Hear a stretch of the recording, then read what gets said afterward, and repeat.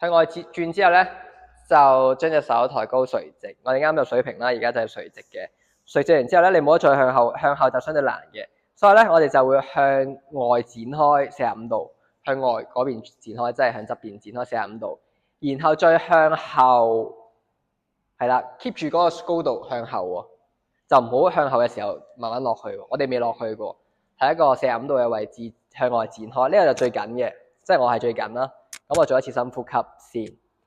係啦，跟住冇得再轉嘅時候咧，調翻轉我哋就做一個內轉嘅動作，係啦，內轉完之後咧就慢慢係 keep 住有向後咁樣嘅，向後再向內收，係啦，收到冇得再收嘅時候咧，我哋再做多少少內轉，做咗少少內轉嘅時候咧，我哋手指尾就向下面，或者個手掌咧就向外邊嘅。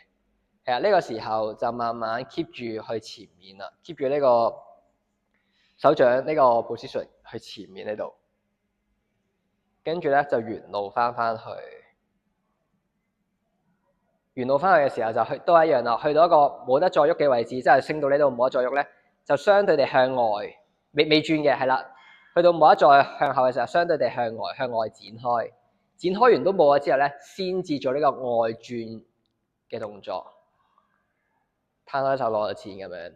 然後咧就將佢升高，係啦，啱啊，調轉，係啦，冇錯，再轉多啲，手掌向上，手掌向上將佢升高，